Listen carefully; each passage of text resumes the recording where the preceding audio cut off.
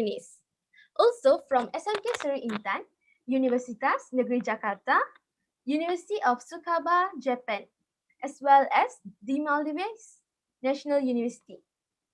Again, a very warm welcome to all of you. We, the organizing committee, is so happy to have all of you here. To everyone who is watching us on Zoom, and not to be forgotten, those who are watching us on YouTube Live, we would like to wish you all a very good day. How is everyone today? We hope everyone and everything is fine and in favor with y'all. I'm Shamini Moganathan and I will be your moderator for today's event. Dear participants, praise to God we are able to gather for our today's webinar entitled Stop Worrying and Start Moving. It is our great pleasure and honor to welcome today's speaker, Dr. Aaron Teik from Lincoln University College. Hence, before we begin, I would like to give a warm reminder to all participants again. First and foremost, please turn off your microphone while the speaker is presenting to ensure that the session runs smoothly. Also, you may submit your questions throughout the session via the chat box and we will address them before the program ends. Thirdly, each participant is eligible to receive an e-certificate and the link will be provided 15 minutes before the program ends. At the end of the session later, we will have a short photography session. So kindly ensure that you guys remain with us until the session ends. Dear participants, it is a great pleasure and honor to welcome today's speaker, Dr. Aaron Teik from the Lincoln University College. So please allow me to introduce our speaker briefly. He has recently completed his postdoctoral degree in aerospace engineering at the University of Beira Interior, Covilhã, Portugal. The research that he was involved covers the analysis of advanced materials for the Lunar Elevator project at different Lagrangian points. He has graduated with a Doctor of Philosophy in Aerospace Engineering in 2017 from University Putra, Malaysia. The niche area of his research explores the dynamics of tethered satellite systems, analysis on the mechanical properties of space tether materials, and the behavior of tethered satellite systems under aerodynamic drag and gravity gradient perturbations. Besides that, he was invited to give some motivation talks to several universities before this too. His long-term goal is to educate and shape the minds of the young in a quirky approach. Not to forget, he's also known as the rocket scientist comedian now. Wow, Dr. Aaron, now I'm really curious on how did you get this title? Can you share with us regarding this later on? We will really appreciate it. Now, without further ado, I'll hand over the session to Dr. Aaron. Please welcome, Doctor. How are you today? Hello, Doctor. Are you here? Sorry, Doctor. I couldn't hear you.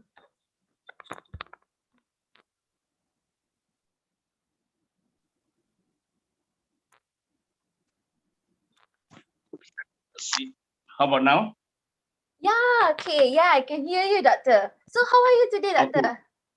I'm great. I'm great. So first of all, give everyone a warm applause for being here.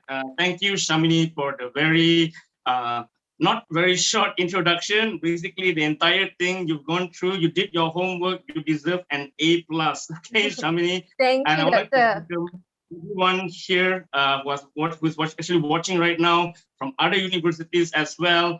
UPM got a UPM, former UPM alumni, all the way from, I've been away for more than 2.5 years, and I just got back not long ago in March, and currently I am actually a part-time lecturer with Lincoln University College. Anyone from Lincoln Uni or not? I think don't have because they are very busy. As I know they're having a meeting right now, so I told them I also have another important meeting.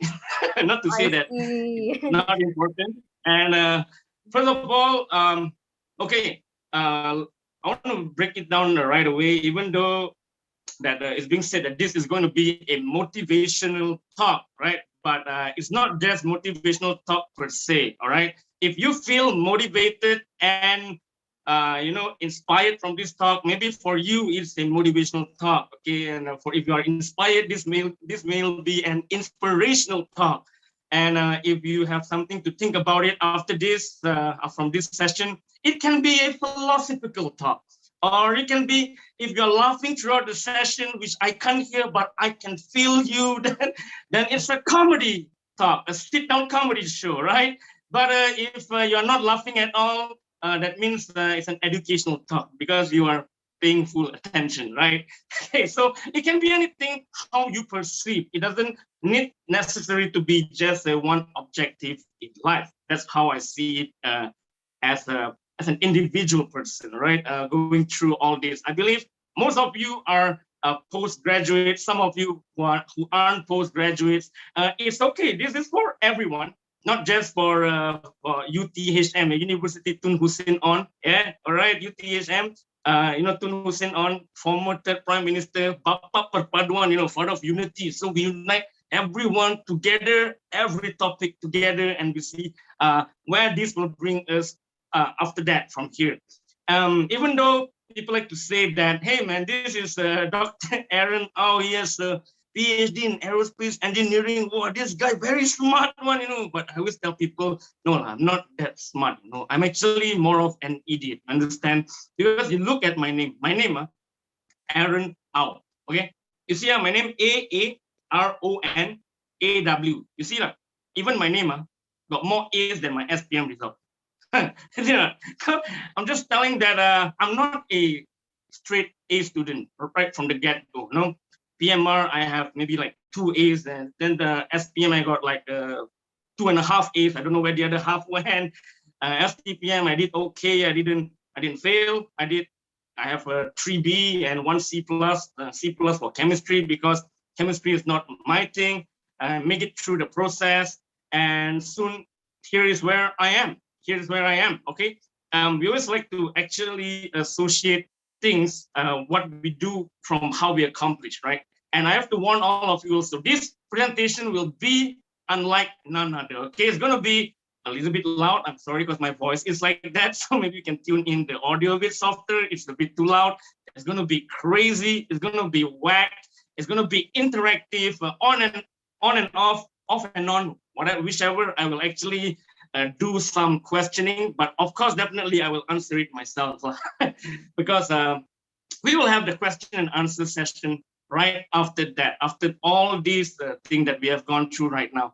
Okay, so I hope everyone is doing well right now, wherever you are. And I know it's not easy, right? It's not easy for all of us to do what we do. People have different jobs, different motives, different things in life that you want to do. So we have a lot of worries. Now, when we talk about worry, right, we worry so much that we actually question our worries, correct? And most of the worries, if we do not actually realize, we can actually answer the worries ourselves, right? Like some people, for example, hey, Aaron, I want to score straight A's, how? Study lah. Simple. It's just right away. You answer yourself, study lah. That's all. Hey, Aaron, I want to be a millionaire. I want to get rich. How? Work lah. Work. And then they come with more things, like, hey, but I don't have a job, leh. Fine lah. Fine. Go find or not? No, yet fine already, complain. But then some people, they go further. Hey, I applied, but I never get. Apply more lah. Apply more or not? Maybe you when you apply 1 month, 1 application. Of course lah, to put more. Every day, put in more anywhere. Just blast it. Even though like I'm a lecturer in my 40s in aerospace engineering. How I got this job? I just apply everywhere, man. I just applied. Electrical engineering can, no problem. Mathematics also can. Education you want, I give you lah. I educate you. You want jokes? No problem. Extra charge. Cannot. So everything, don't care. Just do first, okay? Do first. Worry later, no problem only. Because people offer you something like, hey, I got something for you to do. Take first. Hey, you got bantuan, got finance, so take first lah. Then later only you question the worries. You understand or not? And a lot of people also like, got some of these people, they are very tired, let's sleep lah. And we know we all have this one friend on social media, right? They like to put on Facebook, especially midnight one. Hey, hungry lah. Lapar. Makan lah, bangang, not, right?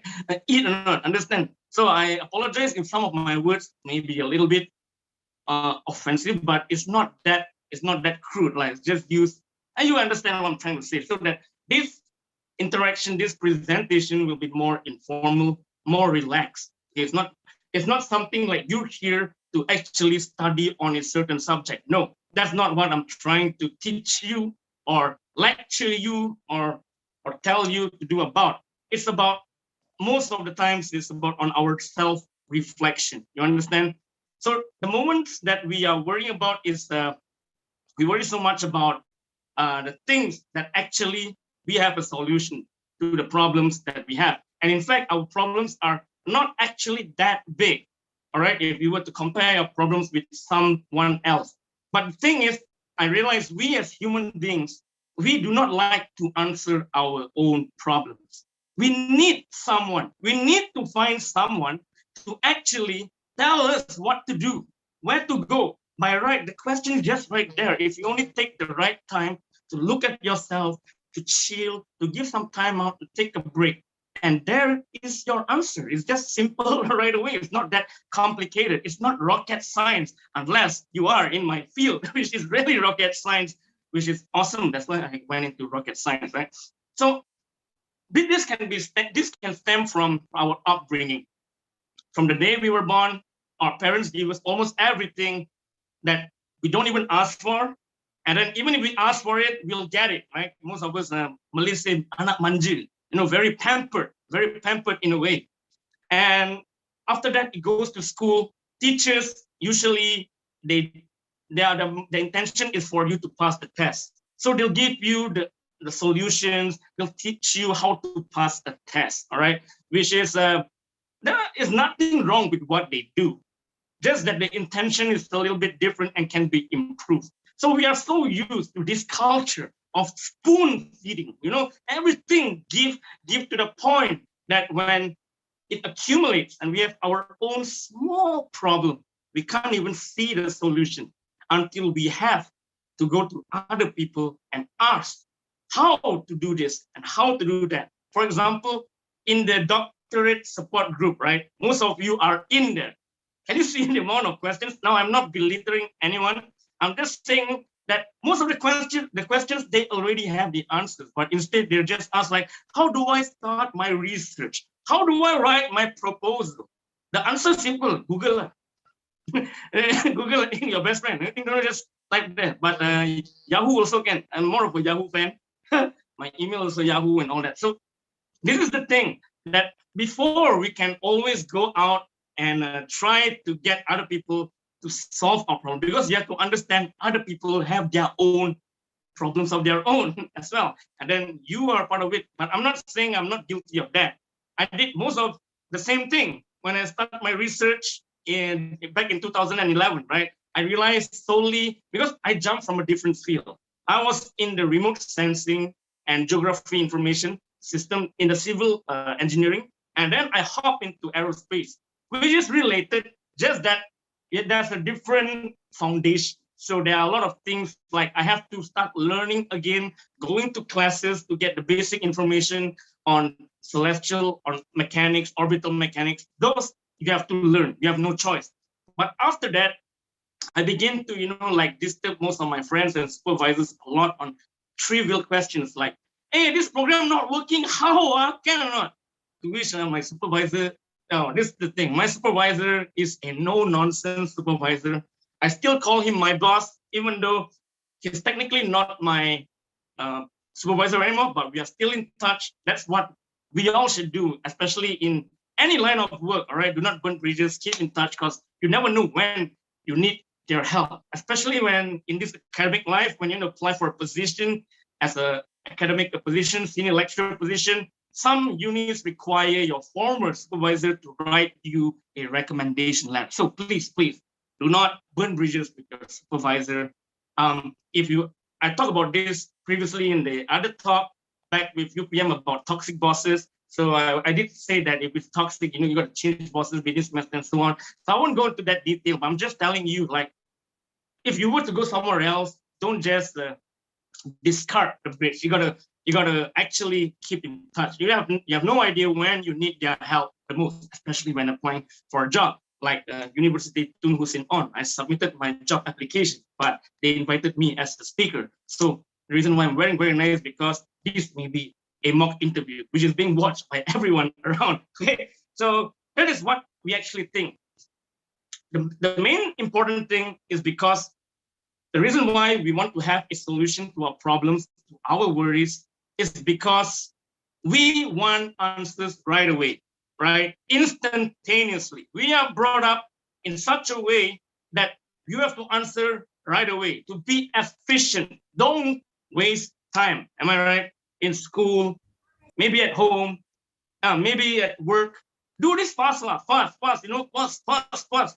And then in the end, efficiency is important. Don't get me wrong. It's not to say nothing wrong. Just that most of the time we answer without actually thinking.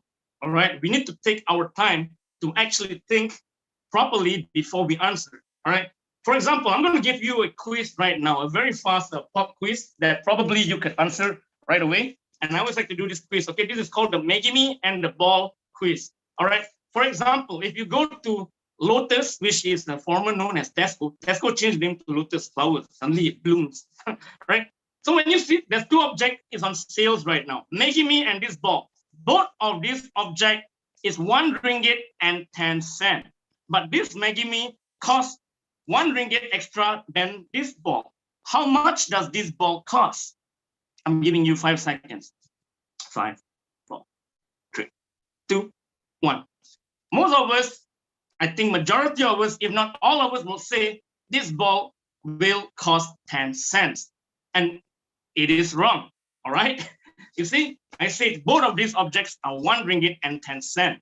But this is 1 ringgit more than this ball. So how much does this ball cost?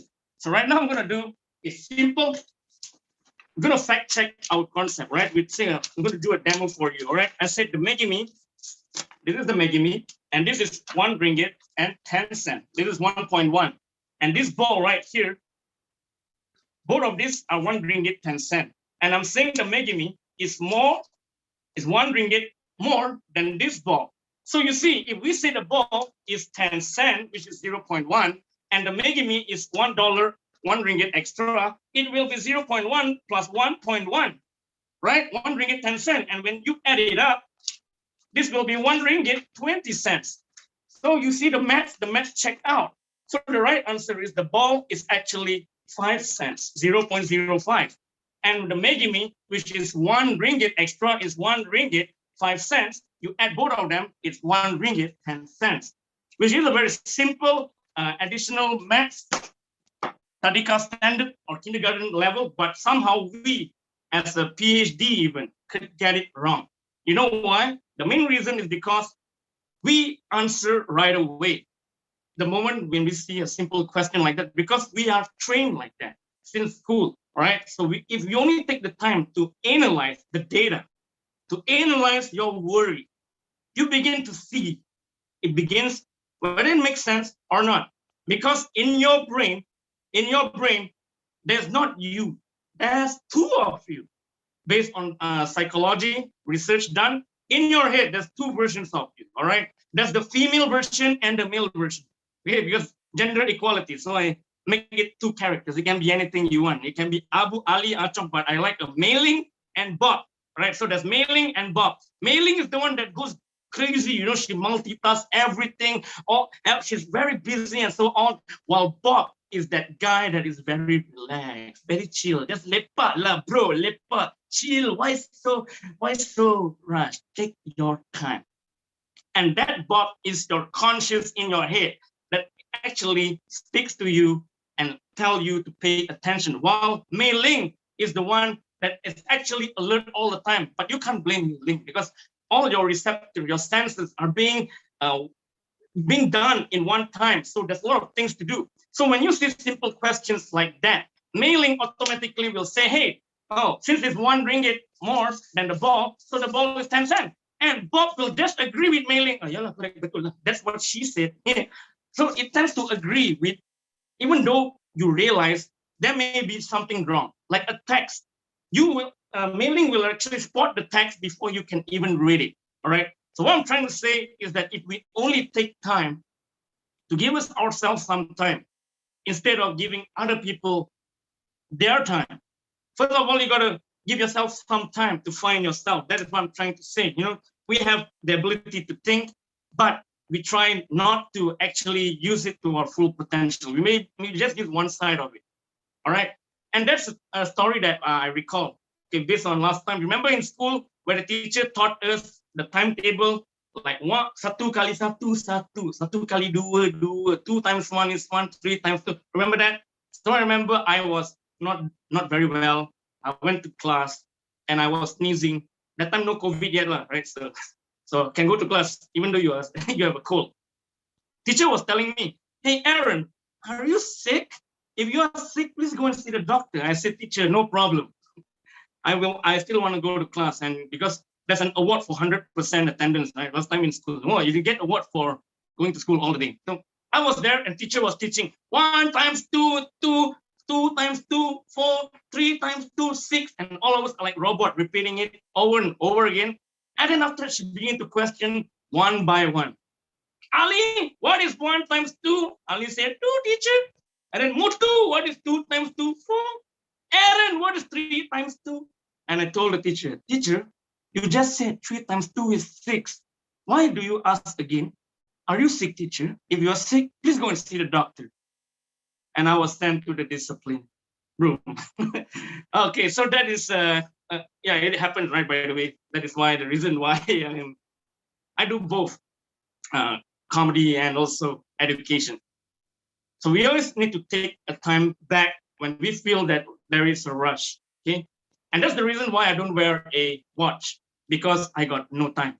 So when there's no clock, no watch, then you won't feel that you are on a rush. But I'm not saying that you should just let your work or thesis, if you're still pursuing a PhD, to just lie there and don't do anything. Hopefully magic will come and complete your thesis. No, I'm just trying to tell you that why rush when you have actually ample time in a day to do it right? The most important thing is to do it carefully, not to do fast and get it wrong and waste more time redoing it. And that's the main reason why actually it took me more than 6.5 years, almost 7 years, to complete my PhD, because I was trying to run all over the place to find for solutions in places where I expect it, but I don't get it. And the place where I least expect, I got it. From taking the time out to just, instead of asking other people, because other people have different problems. PhD is a journey, as sad to say, it's just on your own. But how you manage yourself to reach somewhere based on your ability to network. If you know people that could point you to the right direction, that's a blessing, right? That's an incredible blessing.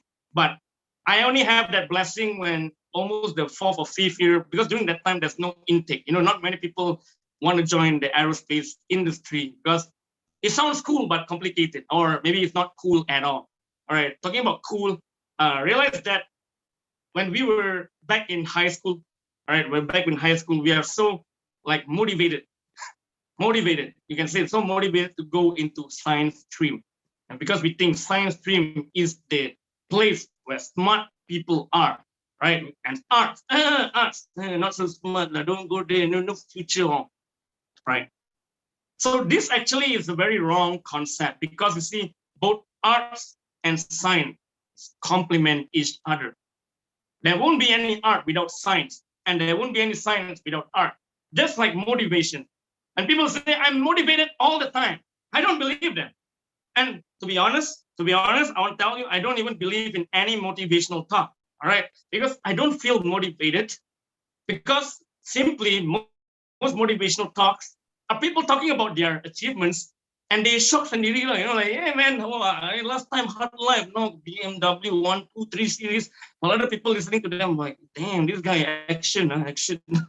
So when the motivator look at other people that is being demotivated, and then they got motivated, in a way they get motivated. So what most people say when they say that I am motivated all the time, what they actually meant is I am constantly demotivated and motivated, demotivated, and motivated again. Because you can't get motivated if you yourself do not experience demotivation or downside of life, right? Same thing goes for inspiration. If you are inspired, that means you were uninspired, not inspired. So it complements one another. Same goes to art and science, right? Like, for example, stand-up comedy. Stand-up comedy people look as a performance arts. Because why? Because we perform.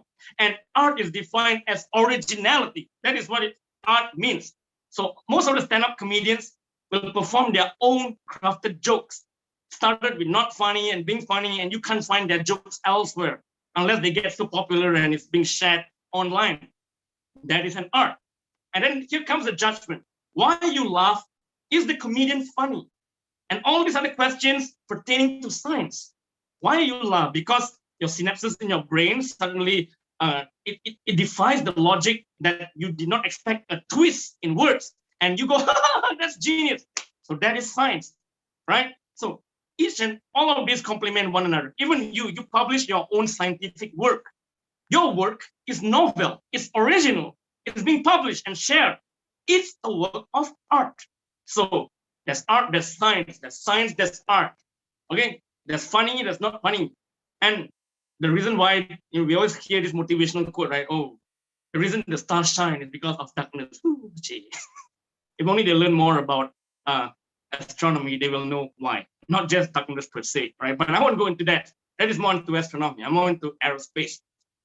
So that's the most important thing, that we need to take time out to actually think carefully before we actually say what we want to do and do what we want to say.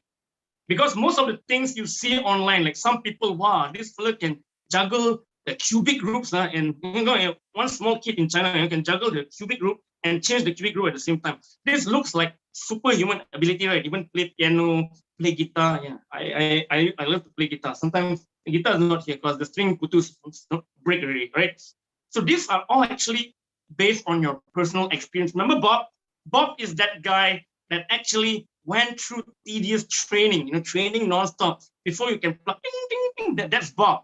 And then once you do it over and over again until you get very good at it, that is when mailing will come in and be your automation. It's like a muscle memory. Musicians and sportsmen like to say, oh, it's muscle memory, man. But by right, of course, the memory is not a muscle. Memory in the kepala otak, the brain, right? So that in tune, people will never show you how hard it goes through, because who got time to record what they do every day, right? They only will show you the best of their ability, right? Because we want to show our best. We do not like to show our weak. If only you can see through the progress that they go through, that you go through right now, then you begin to realize that you are actually super awesome, right? You do not have to worry about. All you need to do is just get it done, man. Just get it done, okay? And if you want to be an expert in something, there's no short way. You got to keep doing, keep practicing, keep doing this and that until it develops into a momentum that is an art form. I know one guy, a lecturer, that all he does is publish paper of other people by correcting their paper. Because nowadays there's a lot of journals that they call the predator journals. A lot of all these errors, and what this guy does, corrects each and every one and republish them again. It's an art form for him to republish other people's stuff. Actually, publishing is publishing other people's things, but just a bit of improvement. You understand? So that's what research actually sort of works like that. You want to do something, you got to work hard to be an expert. There's no other comfortable way. You just have to get it done and right away. Now, speaking about this, Then all of you are saying, oh, that means I have to work really, really hard, right? Work really, really hard. And then when you work really, really hard, and finally you reach somewhere and some point, a lot of people say this, that the reason why because of my hard work. All right, they give credit to their hard work, which I don't deny, because you work hard for your PhD. Now you're a doctor, right? Even put the word doctor on Facebook, like Instagram. You know what? Even before I graduated, I put on Facebook, Doctor Aaron. Oh my gosh.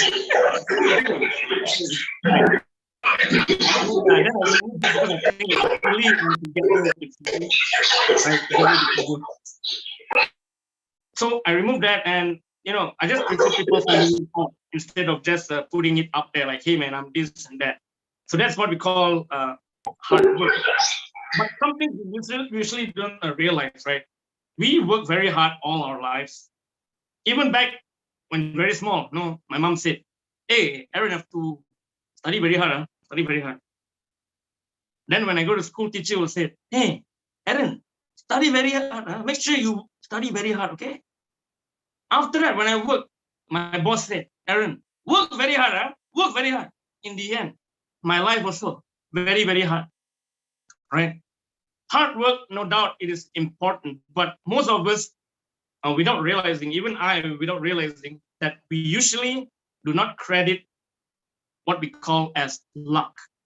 Luck plays a very major role in our success, whether you like it or not. You don't need a big, huge chunk of luck, just a little bit of luck. It changed wonders. Ever wonder that some people state that I got this job on my own, I got no contact. Unlike you, I don't know any cable. Yeah, I call it cable, right? If you have cable, life is easier. I don't have any cable. I work very hard. That's why I finished my PhD in 3-4 years. Unlike you, 6.5 years. Then I applied everywhere, and then I got the job that I wanted. And all of this is because of my hard work.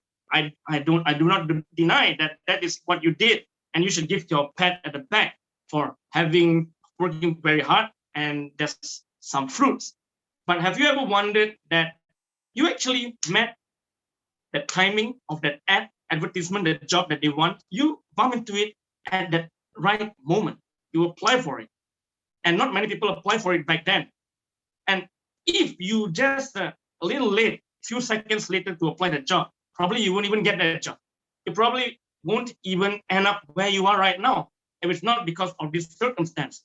But we all have this egocentric belief, right? I understand. We all have that pride. I don't blame everyone. We all have that, like high fighting, like I work so hard, I deserve to be credited. I don't deny we all have that. But just realize that we have such luck. Okay, this is a circumstances. So you are saying that, Aaron, so you are saying that our outcome is because of this foreign circumstances of this product, right? So why study so hard? Why work so hard? We have said luck counts, but don't count luck. Don't count on it alone, all right? Luck counts, but don't count on it. If you have it, it's good, it's great. You can even think about where you are born. Most of us, we are in Malaysia, which is not so bad, but the numbers are a bit worrying right now. So please don't simply, just go out and do whatever you want. Last time, all the motivational people, hey, go out, do whatever you want, go out. So right now, you can't go out and do whatever you want, right?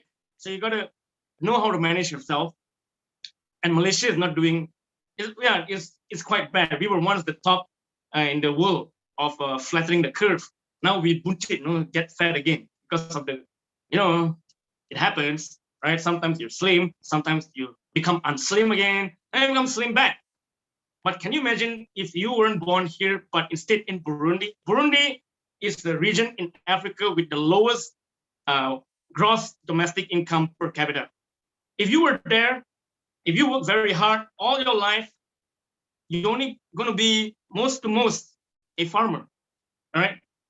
So I'm trying to tell you, like, this is in a way, Aaron, you're asking us to like count our blessings and say, yeah, you should be grateful with what you have. And the reason why I'm saying this is because I don't always tell people I work very hard. very hard to where I get where I am today.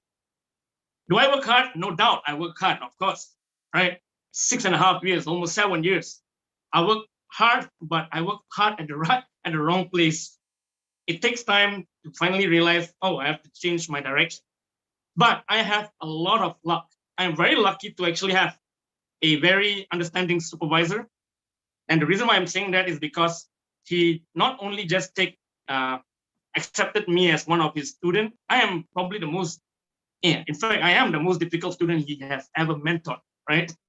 And unlike other supervisors, which I'm not saying that they're bad, just that they're taking in too many students that he or she doesn't have time for their PhD candidates.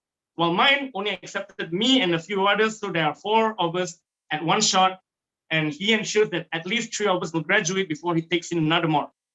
And mind you, he's not just a lecturer. He was a former Deputy Vice Chancellor in UPM, Professor Renugan Bharatharaju. Some of you may have heard of him. And if you've not heard of him, it's okay. He hasn't heard of you either. Just that I'm lucky to have him as my supervisor. And I'm also very lucky to know a friend by the name of Song Chen Shen, the girlfriend, Pei Yun, back in university. And because of her, she submitted my name to this comedy club in Comedy Kao Kao by Dr. Jason Leong, right? And I wasn't aware of it until they called me it was before the night before the show, they said, hey, make sure you come at 8:30 to perform. I'm like, perform what? I have to strip or no need one. So they said, no, you go on stage and just tell some jokes, something like that. So I said, like, yeah, but I did not agree to this. Who did this? They said, oh, one of your friends thought you were funny and likable, so she submitted a name to us, and we gave you a spot. So you see that is lucky. Without that, if I didn't went to UTHM, that is where I did my degree, formerly known as UTHM, now UTHM, University Technical Malaysia Melaka. Got. Oh, good, great. If you're here, awesome. That was where I did my robotics and automation course for my bachelor's with honors. Oh, don't play with it, got honors one.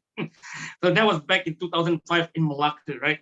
So if luck wasn't on my side, and if I were to go to other universities like Quito, example, I wouldn't have met my friend, and I wouldn't have met my friend's girlfriend, who will just submit my name, and I wouldn't be a stand-up comedian or part-time stand-up comedian, right? I don't usually call myself stand-up comedian. I just said I do stand-up comedy. If you think I'm funny, then good luck. If you don't think I'm funny, then I'm a stand-up educator or sit-down educator, like that, right? So all of this, we usually don't think about. For example, if you were to ask at home right now, we are at home, you are doing your chores.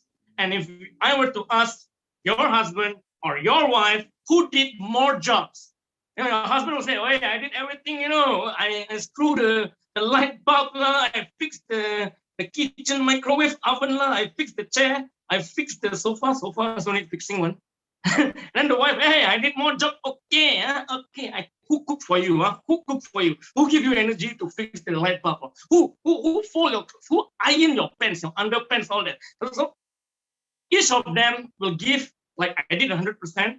Wife also will say I did 100%, or maybe double.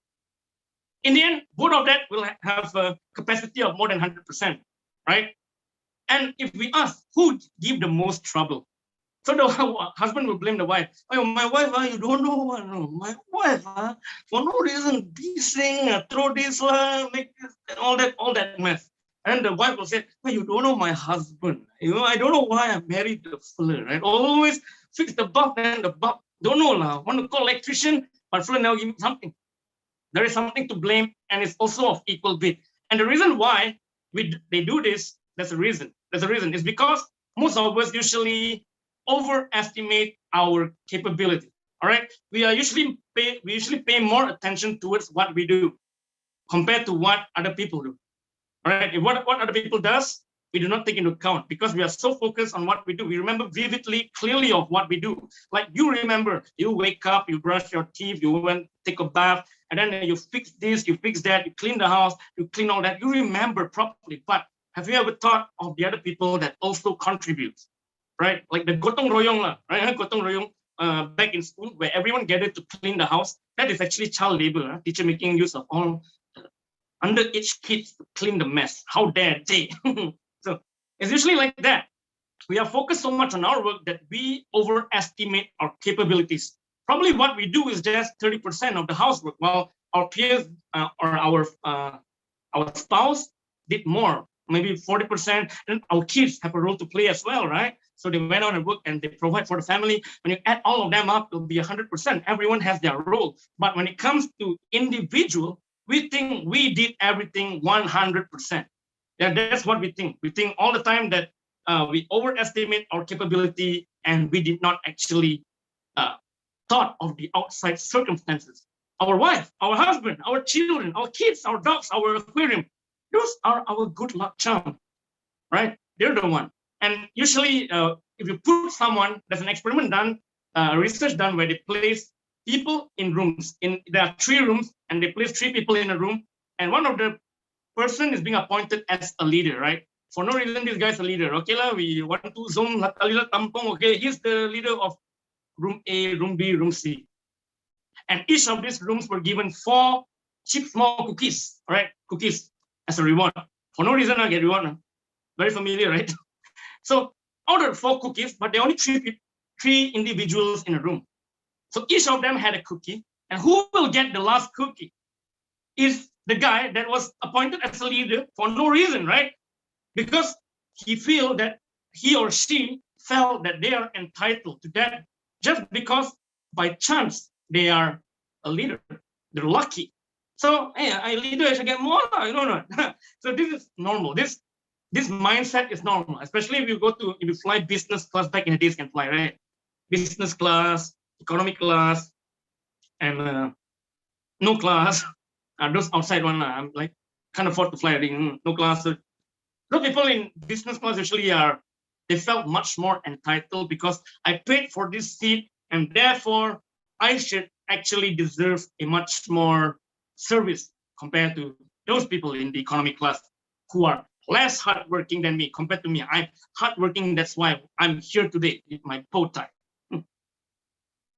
Usually people like that, when they just believe in work, in working very hard, they feel usually very entitled. There's that ego thing again, because I deserve it, right? Otherwise, life isn't fair. When I work very hard, I get something that I want. I did my research. I graduate in time. Why I don't have a job or a proper treatment? I feel like I'm entitled to get this, but this guy's no work, but suddenly get job and all this. Why like that? So we feel very entitled. In a way, if we just solely base our success on work per se, that means we are not that likable because we have that ego, and people usually tend to go to can relate better with other people like me, because I always count my blessing, and I always feel like I'm very lucky. People ask me where I'm from, I just say I'm lucky with some hard work, because I tell people I wasn't born to work very hard. I'm just very lucky. It's nice. It's nice to be lucky, man. But that's the thing. If you are lucky, and if you have some things to share with other people, for example, you can actually change other people's luck, right?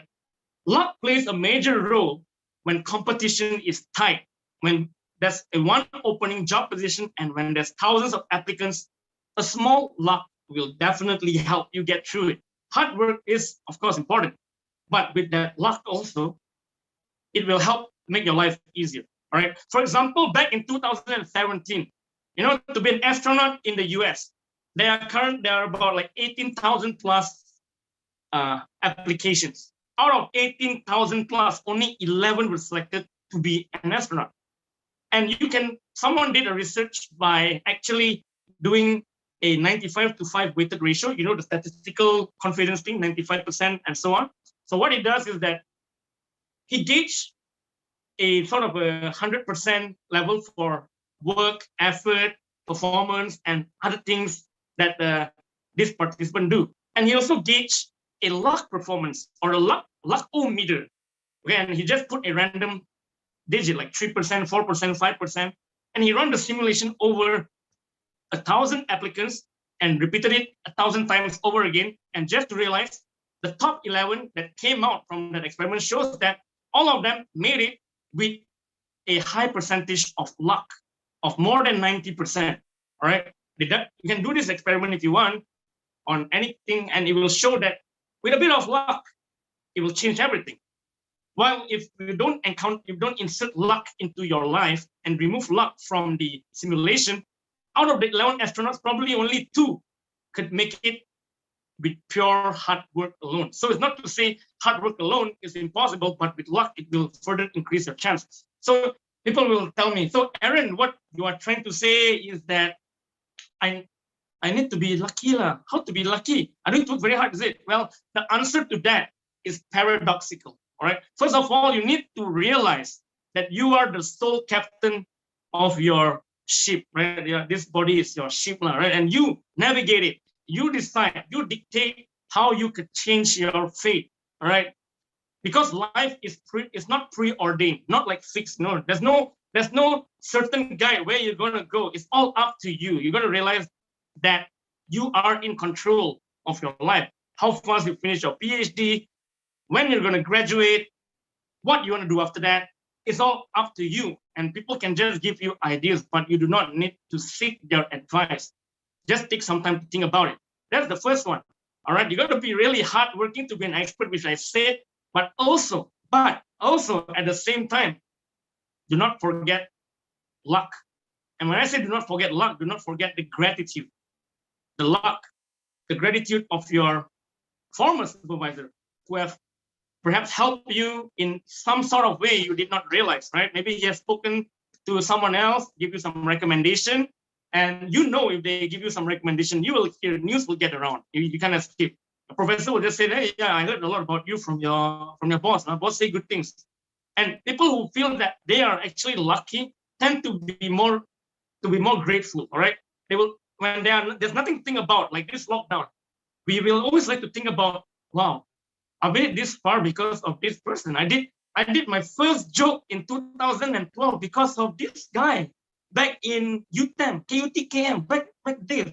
You begin to realize and appreciate your wife, your husband, even though how annoying they are, you will realize and you'll remember them not because of their annoyances, but because of what they did and contributed in your family. You will feel that they are lucky, and you take a picture and hashtag bersyukur, lucky, right? So that is what I'm trying to say. Well, if you just focus so much on hard work alone, you will just focus, everything is me, and so on, right? So hard work is important, but never forget about your good luck charm, your luck. And if you have the fortune where you are right now, you are successful, don't forget to maybe give back. You can give back to other people or help other people in order to increase their chances, to increase their luck further, right? And usually people who are being grateful, they will be the ones that will be willing to actually donate, to help, and so on. You can see this, you can know. Try to look at yourself like, hey, sometimes I give blood donation, I donate this. Why? Is it because I'm very lucky or because I have nothing better to do? I'm bored. Could be because of boredom too, right? Could be. And we'll talk about boredom as well. Because just now we are already so high up, so active and so on. So luck is equally important than hard work, right? Hard work is also important. But then it comes to this part, like, I always want to do this. I know you're trying. I know you're trying to tell me hard work. I know luck. I know a long time also because I have been working all my life. No luck, and so on, and no luck to finish my thesis. No luck to lose weight. No luck to earn money. And you see, sometimes when we keep complaining on and on, we begin to realize that our focus diverge into so many places, and that's where you should actually focus one thing at a time, but in a broader sense. Okay, all right. So what I'm trying to say is like New Year resolution. Okay, I don't believe in motivational talks. I told you already. I don't believe in New Year resolution as well, because most of the New Year resolutions, like it or not, is just a repetitive of doing something you will not do over and over and over again. Right? We always start like, hey, my New Year resolution, I want to finish my PhD. Until now, not yet finished. Until now, not yet finished. My my resolution this year is to earn more money. Today still pokai, still broke.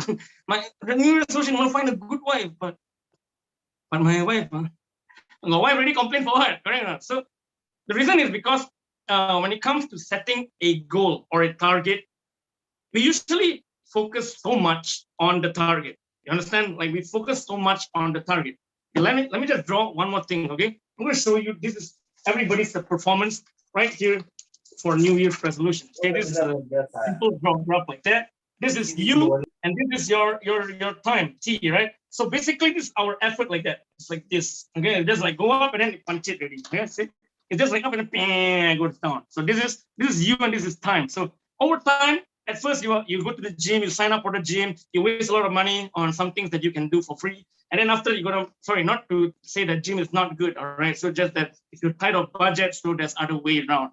I'm not promoting anything, like I'm not promoting celebrity fitness or fitness first or fitness last. So I'm just trying to show you like what happens here on this diagram. This is us, this is me also, okay? But what we are so unfocused on is this. I'm going to show you this thing again. That's a simple graph. And this is an effort. Okay, so basically when you're going to do something, there are goals, right? All these dots, see all these dots right here. These are like your goals. We want to hit this goal. Damn it, we want to reach here. But when we lorry a bit, we get so nervous already, right? Because we always focus must hit this target. I need to finish my PhD here, graduate in time, convo here, all this.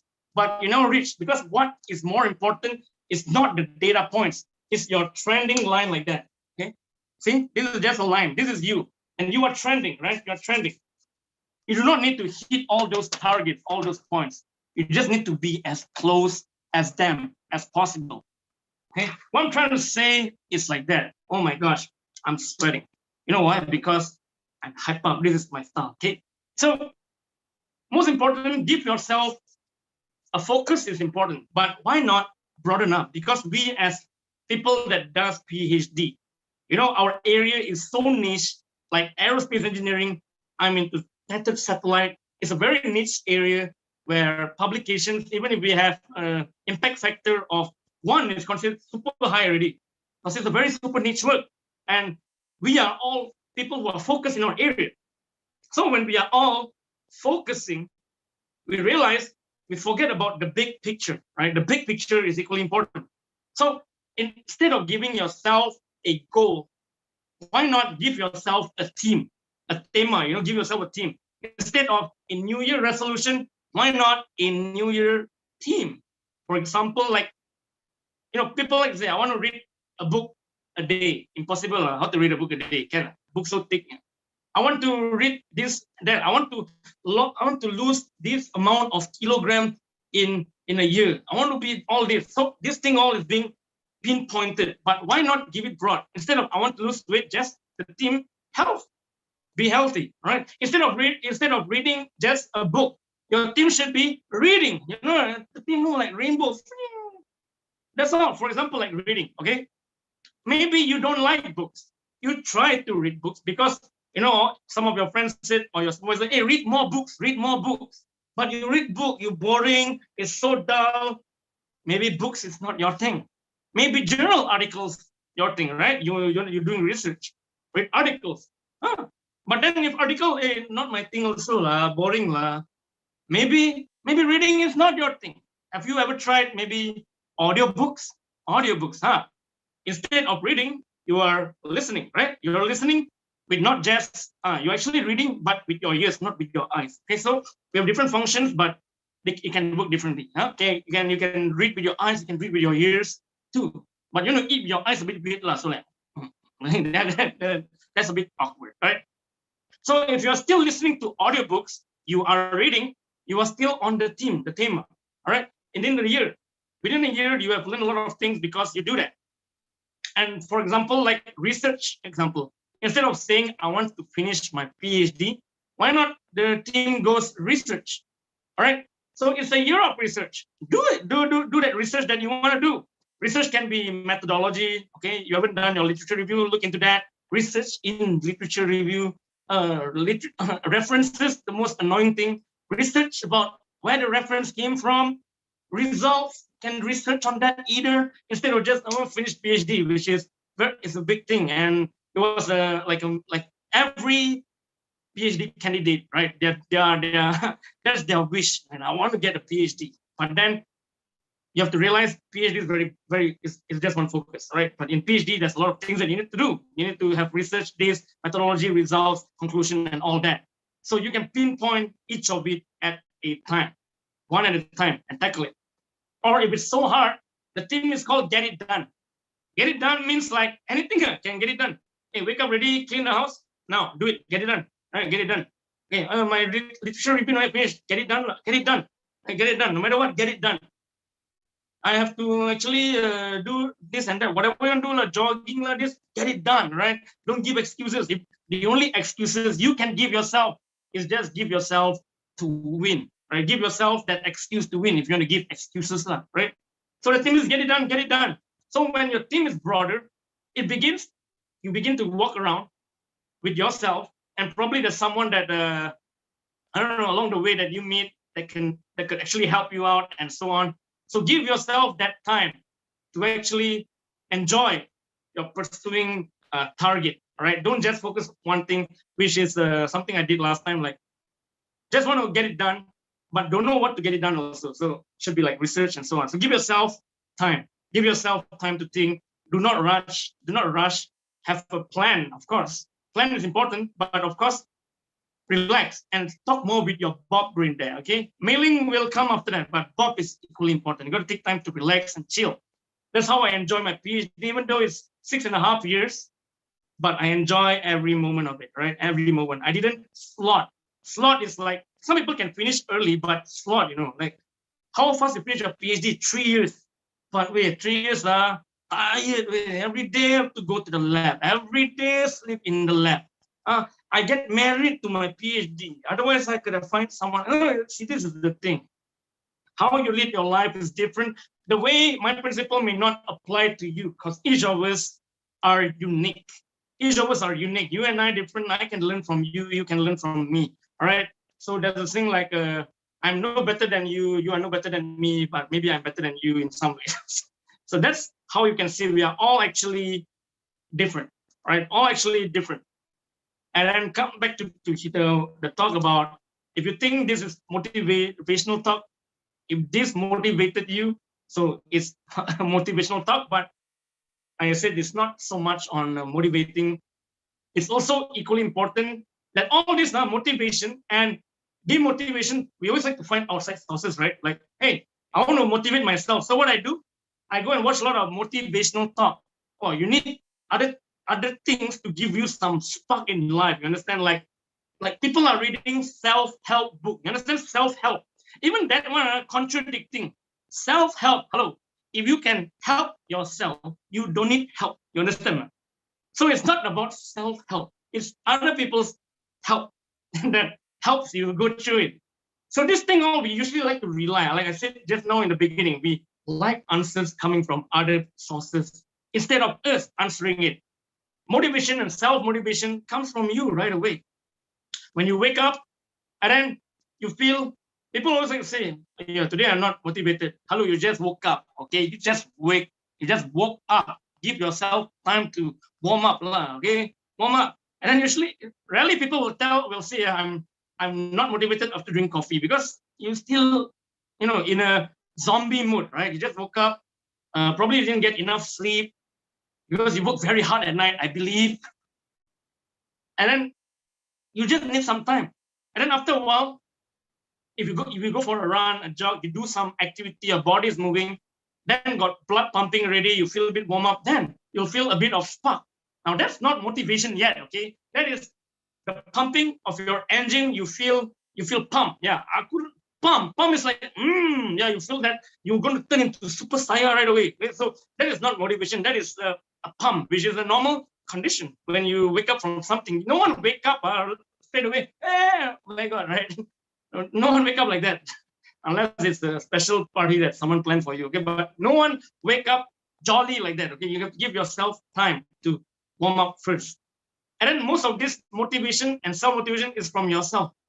And self-motivation comes from self-demotivation. Why is that? Is because when you have nothing to do, you see, now we can't go out and do what we do. And we said we are bored, right? We are bored. Boring, boring, nothing to do. Boredom, we always associate something that there's nothing to do. In fact, boring is actually you run out of chances of nothing to do. All right. You usually like to go and exercise. That's your hobby. You like to go out and run. But now you can't do that, right? Otherwise, you can summon, right? Or probably get infected. So don't do that. So you can't do. You're at home.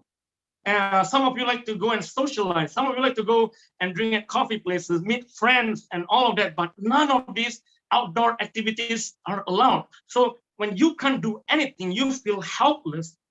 No options available for you. Or all you can do is sit down and watch YouTube, watch TV, watch Aaron now on Zoom and so on. Like I'm running out of options. But those gamers, all they now complain, pandemic is it? Same only, every day play game at home.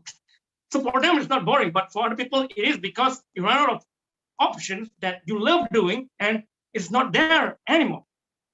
But we fail to realize that in our boredom, and when you are bored, right? Bored is the lack of attention. Like in class, like you go to school, lack of attention.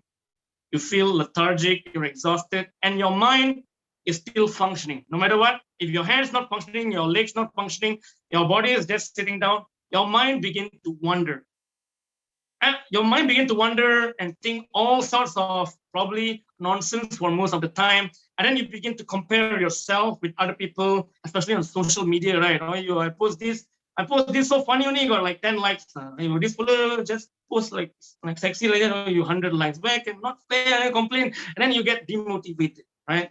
So you get demotivated. So how you get demotivated? You watch other things to motivate yourself.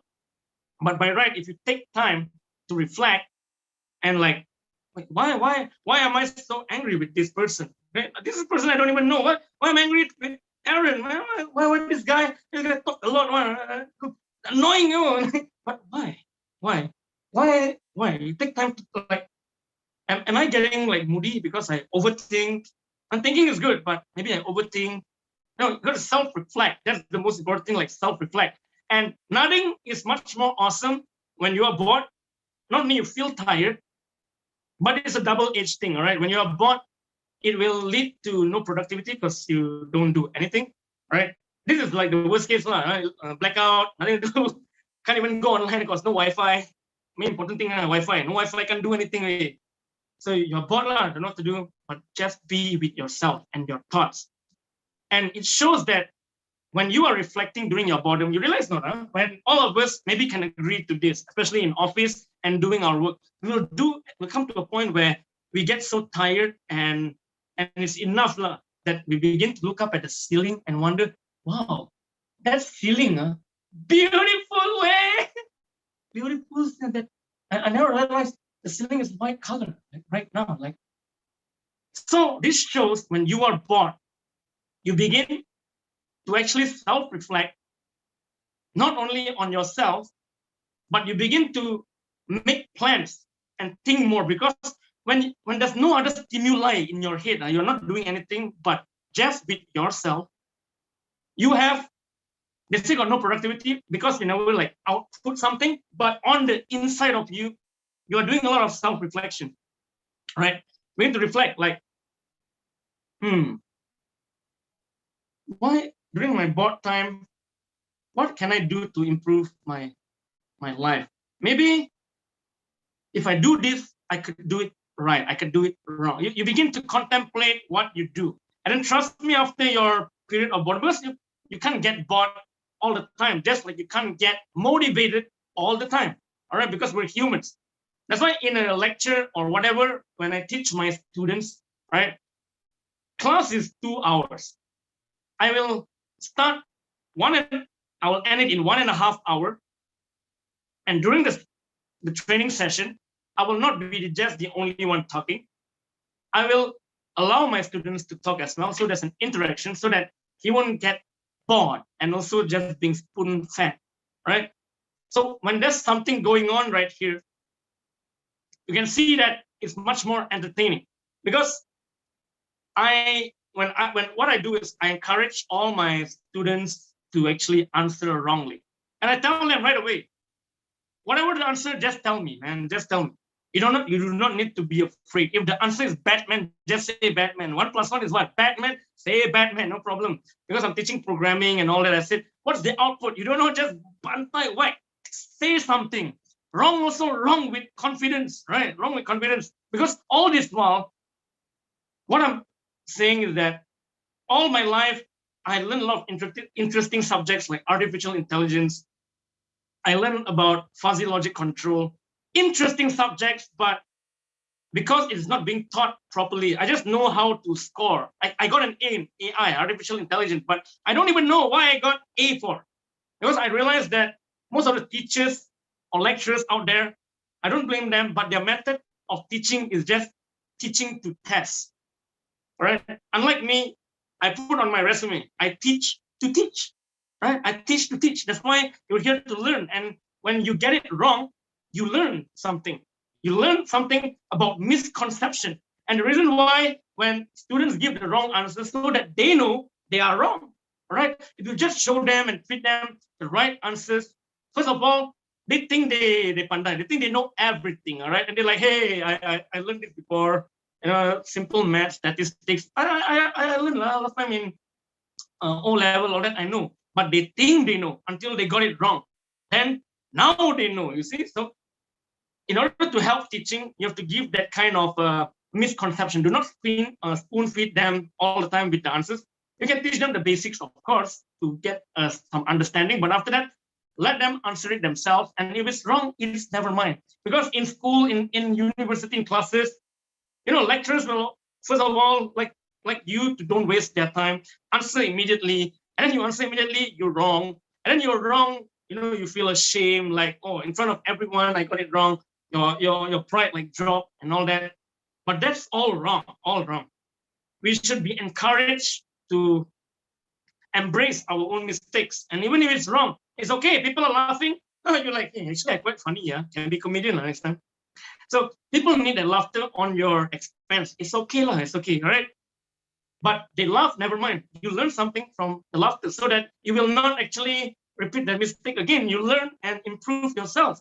So misconception helps, right? So to all the lecturers out there, make sure you teach to teach, right? Do not teach to test and so on.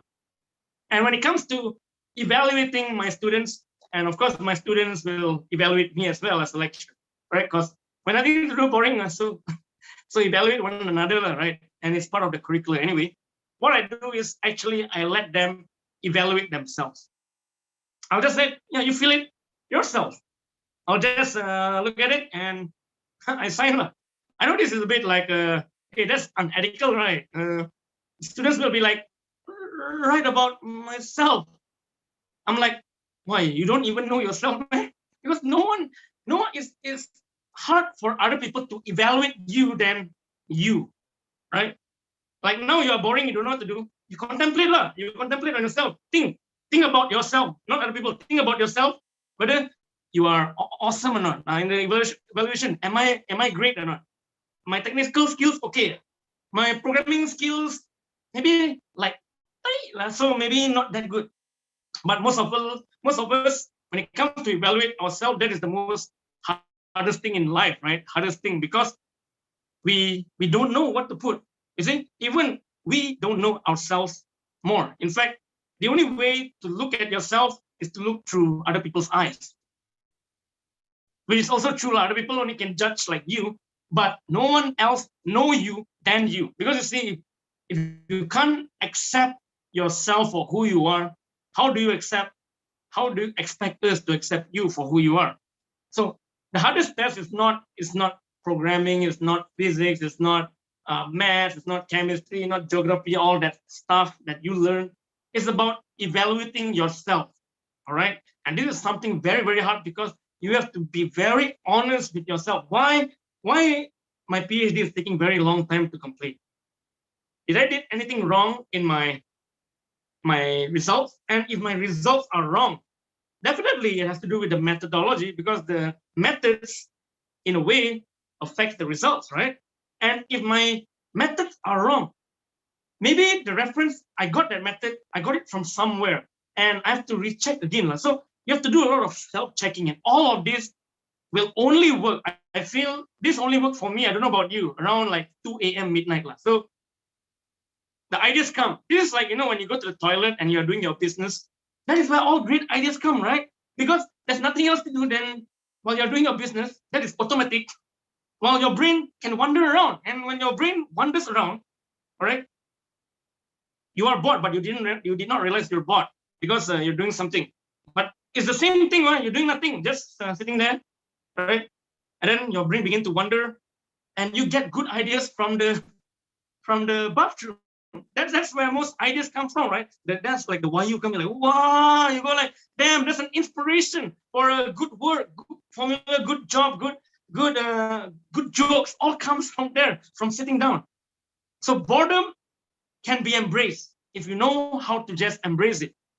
It helps with a lot of self-reflection, and when you reflect, you don't give answers right away. Back to what I talked about it again, right? You're going to give yourself some time to do some self-checking, to evaluate yourself.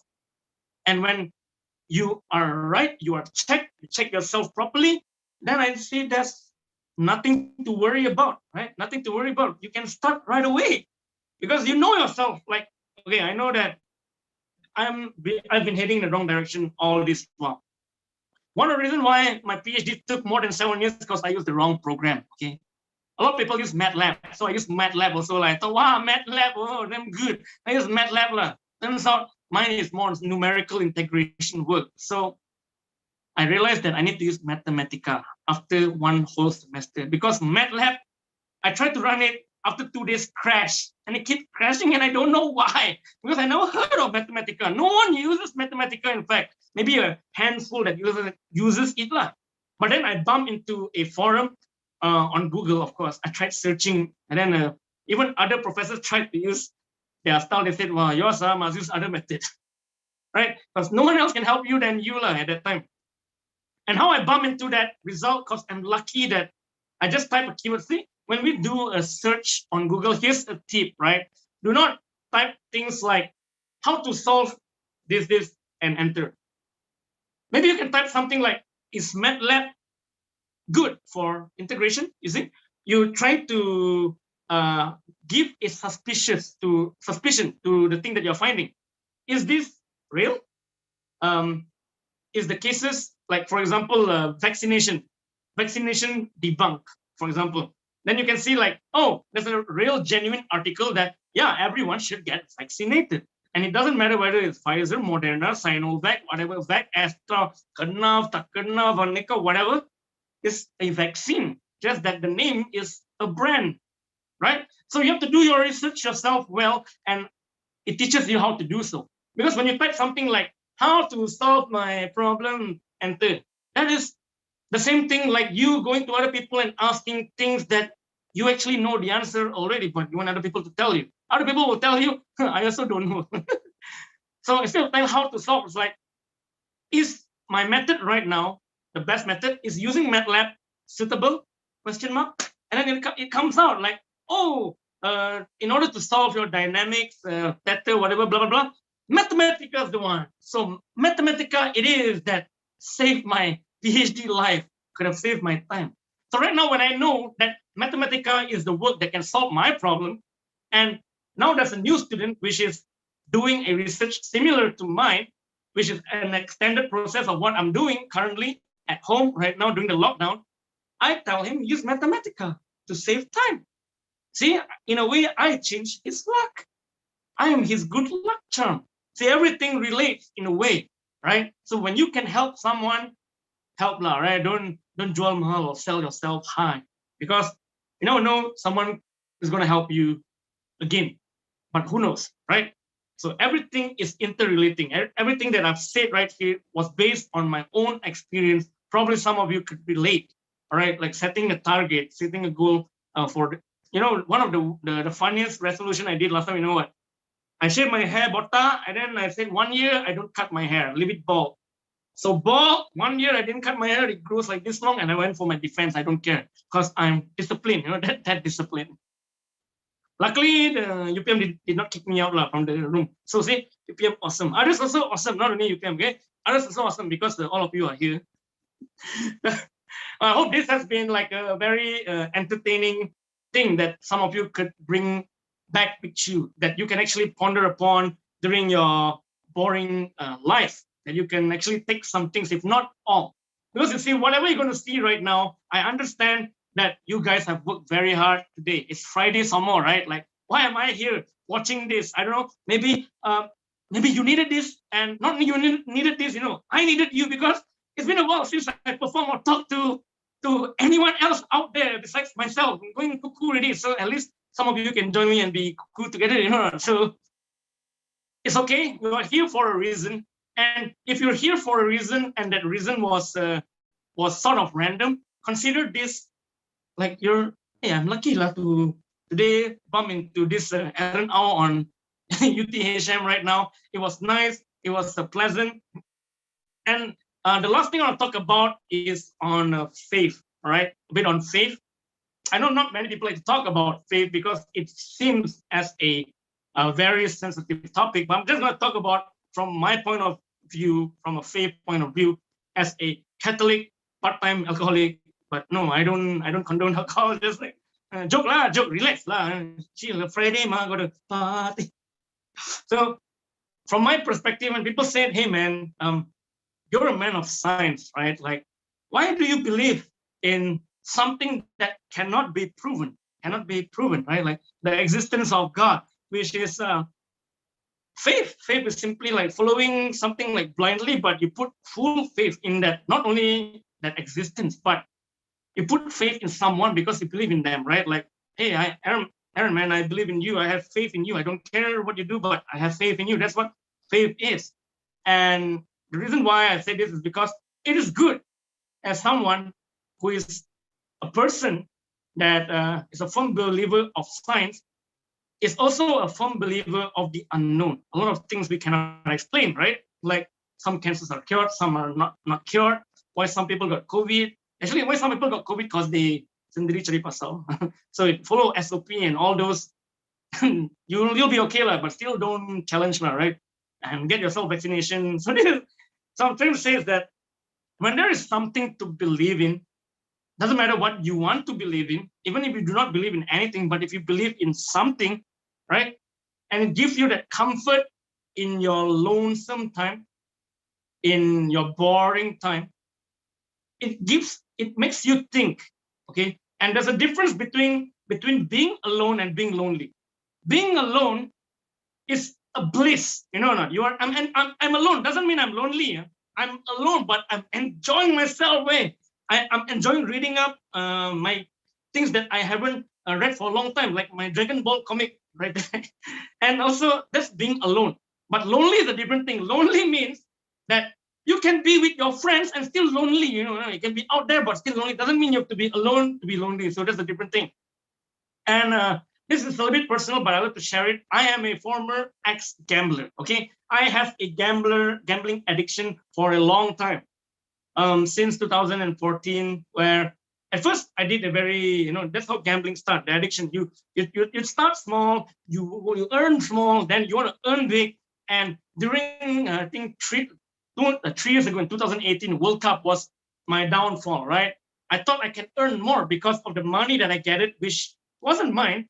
It was easy money that I call it investment that I put in. And I said, never mind lah. I have a whole chunk, like around like 10,000 ringgit. And I accumulated that over a disciplined gambling statistical analysis of 4 years. Really, I do maths on like maths is so interesting. Oh, who's playing? Every day I'm just thinking about gambling. I'm thinking about is Neymar going to play? Neymar play good. If he never score, Neymar become Neymar. So okay, he's playing. I did a lot of analysis, all that. And then I was disciplined. Then I realized I got to go Portugal in 2018. Why not? Since I'm going to put my last bet, right?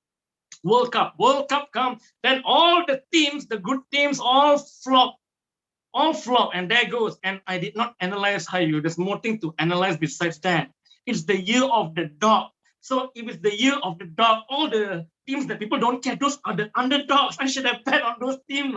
You bugger. Then twisted, right?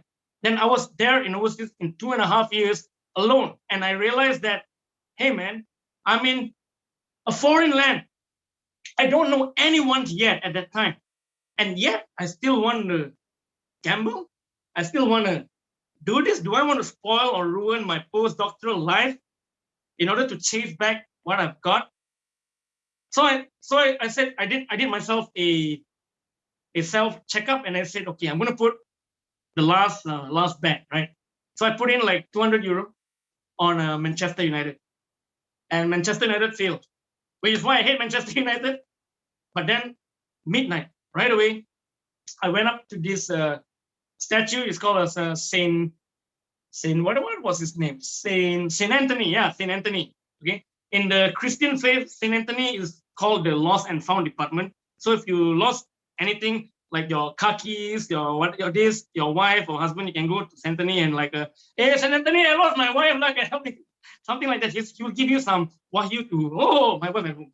So something like that. But I went there. I did a real self-confession. I actually leaned down on the floor with my head bent down. I'm a very, action person. I thought, oh, so can never bend down. So I bent down in front of an inanimate object, and I said, I want to change. I want to have a change. I want to get rid of this nonsense. And I did a 1 hour reflection. That is how important reflection is. And within that 1 hour, right, I gave it up. And it's even in, and I posted that video it's on my Facebook, it's on YouTube. You can type Aaron Ao gambling or something. So it's a confession as I talk about, I don't want to do this anymore. My mom saw it. Mom texted me and said, tell you lah, don't go Portugal. I know you like that, blah, blah, blah. But then I couldn't even read the whole karangan that she sent me. Because when ladies send you karangan, it's not a good thing, right?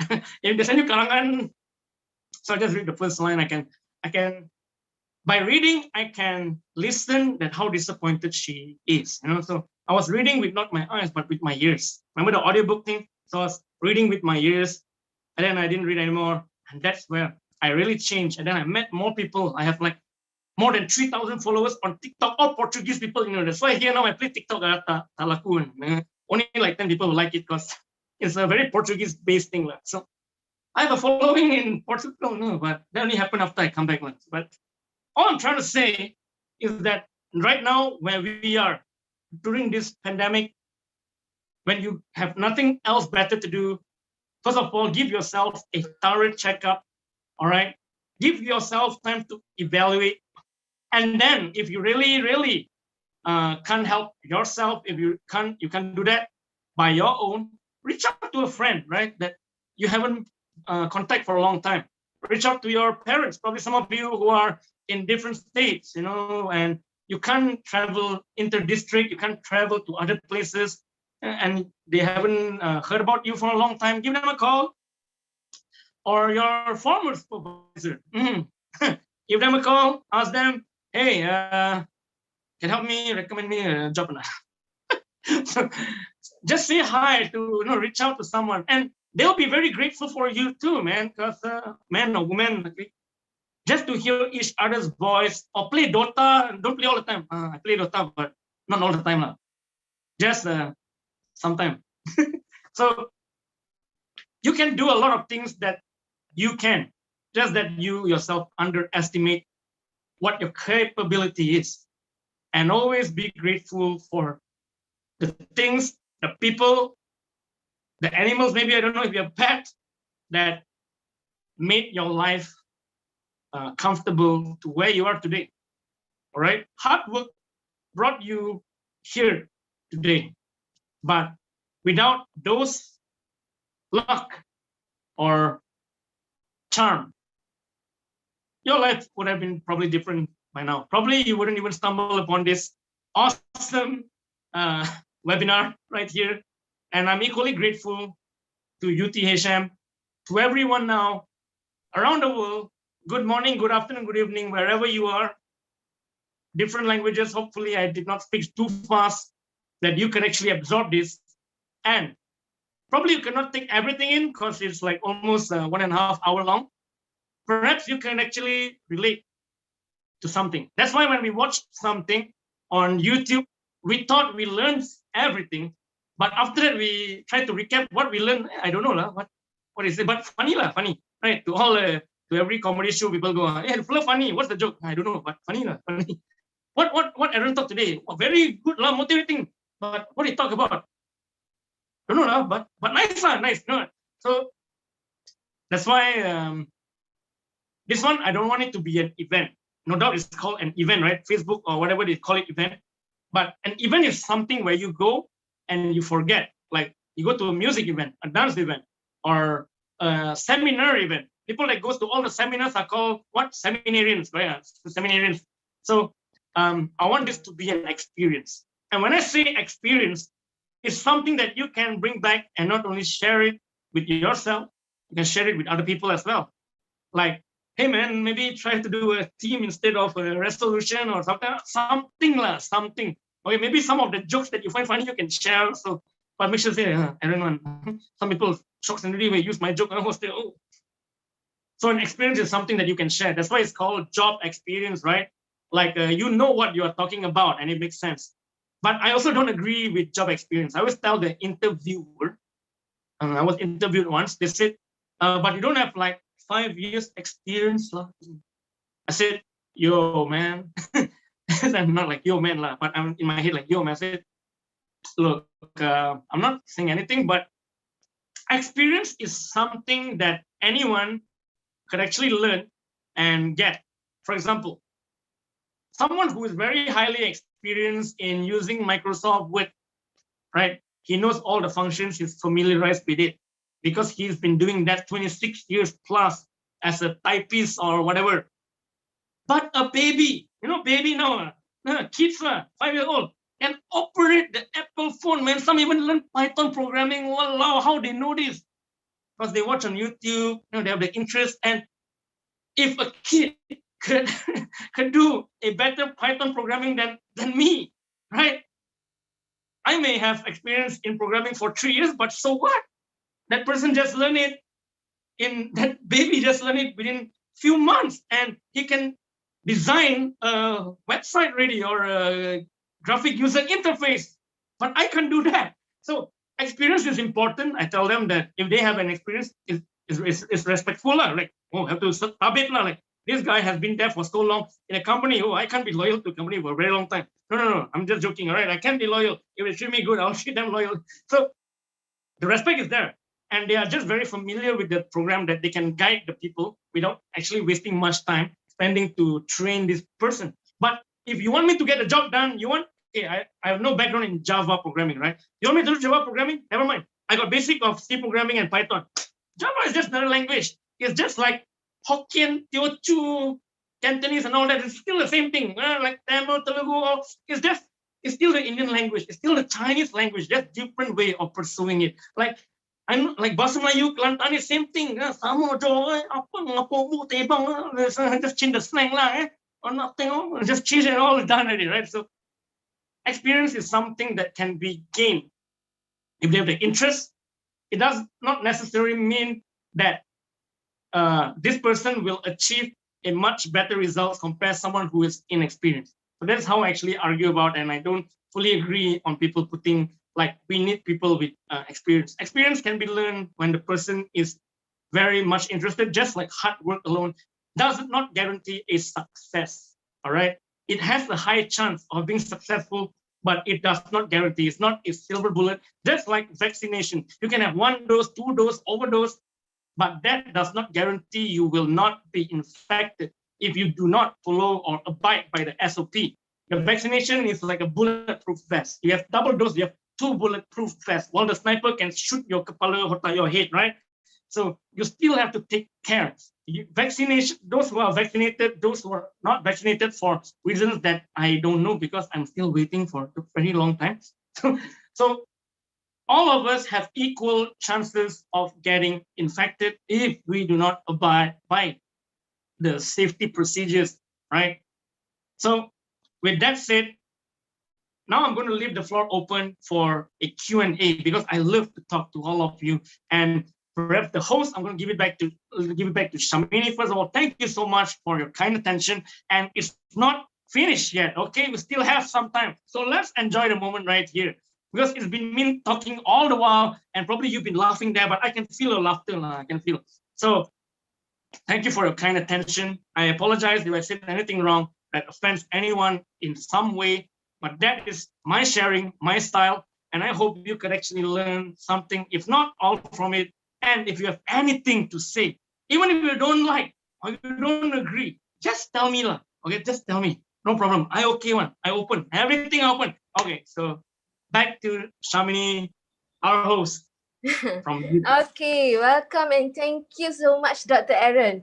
Personally, I really enjoyed this session. I hope y'all enjoyed this excellent sharing too. Indeed, that was a fruitful session. I think Dr. Aaron has cleared most things that were messing up in our mind. Overall, from my point of view, after this session, things will be in favor with us when we have our own to-do list and our me time maybe, which will motivate us to finish our target. Is it, Dr. Aaron? Am I correct? Well, as long as you know what you're doing and your idea is clear on what your goals are, I think you're fine, Shamini. You're okay. Yeah. Okay, And I Doctor. think maybe the other people, they want to ask something. Yeah. Okay, we have like loads of questions here, some from registration form and some from chat box. So Okay. from the registration ones, I will generalize the question here, where it is more to channeling our stress. So the question that mostly asked is why we tend to procrastinate when we are stressed. Is it a kind of escaping from problem? Okay. So that's very intuitive, because the reason why, okay, I also procrastinate a lot. I always said I need to do something. I have other projects as well. I've been delaying that, and I say, okay, the moment you said you'll do it later, it will never get done. It will never get done. And whether you are stressed or not, stress is just something like, okay, you know you're stressed, but you're trying to make that stress an excuse to procrastinate. You see, we always have something to say. I'm not a psychologist or anything, but I know myself very well that if I have a problem, if I'm tired, I'll just say like, I'll do this tomorrow. See, I procrastinate, but I blame it because I'm tired, lah. I'm exhausted. I do it tomorrow, lah. For some people, I'm not in the mood. Okay, I do it tomorrow because their mood is not right. So because they're stressed, so we're always putting the blame on something. Like sometimes we go back straight away. If I don't know, maybe you're not married yet, but some people who are married, why are you angry? I don't know lah, my wife lah. No, nothing personal. My wife lah, husband. What happened? My husband lah. It's just something that we like to put the blame on without actually contemplating that the procrastination thing that can be done. So what I'm trying to say is that when there's a problem, okay, in order to beat procrastination, some people like to say that they would like to take time to tackle the problem or the issue. But the best for me is just to eliminate that problem once and for all. Like, get it done, man. Like, okay, it's a sore eye there. There's a lot of things. Like, okay, start with emails, correct? All of us have emails, and look at our emails. Thousands of emails from conferences and from seminars that you haven't heard of. And of course, you don't have the time. And the reason why I don't go, because expensive, 300 cheap. That's not cheap way. All these conferences. Sponsored one, I lion. Okay, I lion. So we can start with our email first, okay, before doing bigger things. Delete all those email spams. Can try with deleting 10 emails in 1 hour. Okay, 10 emails, too much. Try with 5 emails. Got to start somewhere. And when you identify something, get it done. And procrastination, of course, you can't get it done right away. So see, I'm procrastinating, self-conflicting right now. So it has nothing to do with stress whatsoever. It has nothing to do with you being tired. It's just you. It's like giving an excuse not to go and exercise or go for a jog. Of course, now you can do it, but make sure you follow the procedures. But people who are saying that, oh, I can't do a jog. I'm not asking you to do a marathon, to run 42 km, to run to Ipoh or UTHM, right? Look, if you can walk to the fridge and open and grab a food, you can walk to the fridge. You can walk. It's something. Do something, man. Giving us your excuse saying that oh, I can't do that, is nothing. It's just you. You just have to do it. Like so it has nothing to do with stress. Nothing to do. It has to do it, but we blame it. Then it has. That's my take. I see. All right, Doctor. So I'll go from the top till bottom as we have loads here. Okay. Hi, Dr. Aaron. Thank you for the fun session today. May I ask if you can Well, share any interesting stories when you did your postdoc in Portugal? Mr. Nick S. Hasse. no, I share actually a huge portion of it during my talk back on toxic workplaces. So I can share it again. There's so many stories, and most of the interesting stories has to do with my supervisor there at that time. So my supervisor there back at that time is I can describe her in many things, but I will not disrespect her because she is, after all, my former professor, and I don't want to burn bridges. Just that I kept it all to myself. She is, I will describe a funny professor. Not funny in a way that tell jokes and laugh, but there are many incidents where I feel like I just exist in Portugal while still waiting for a purpose to do something. And she only calls me when to do invigilating or doing some classes that she can't go. There's one incident where she called me on a morning of November. It was winter. It was very cold. It's Saturday morning, mind you. And even Portuguese people are not like us. They very lepak one, very chill. I guess that's how we are so very lepak as well, because they colonized us before, right? So on the morning she messaged me. I went to the bathroom just to do my tinkle, my shishi, and so on. That's why I saw a message. I'm like, I really get messages from her one, right? So I'm like, oh, my boss messaged me like, wow, this is like miracle. Usually seen only, no reply, whatever. Then she said, you have to go to and invigilate an exam at 9 o'clock in the morning. I said, like, you do know, right? This is Saturday. And I checked the time zone. Oh, okay, good. Saturday. It's Saturday, and it's cold, right? So I have to wear all the jacket, like look like half very cold. I just want to sleep, and because it was a Friday night where I enjoyed, right? So then I went. When I was there, it's already 9:30, and she's nowhere to be seen. I can't go. I can't enter the premise of the university because I don't have a card. I'm not a permanent staff. I'm just a postdoc. So I messaged her like, are you there yet? Probably you're inside. Can you open the door for me to go inside? And she messaged me. This was what she messaged. She said, oh, I think today no test, no one come. You can go back now. Like, what? What? You just call me out in the morning to go there in the winter, stand half an hour, and then just go there to troll me. Oh, no class, you can go back now. That's very interesting. That's why I said she's very funny person. Another interesting thing is that we haven't been in touch for a very long time. And the last we met was during the pandemic. Okay, during the pandemic, it was in 2020. And then I messaged her and said, like, hey, can we do one meeting? This was the next day lockdown. No idea. It was in March 13 or something.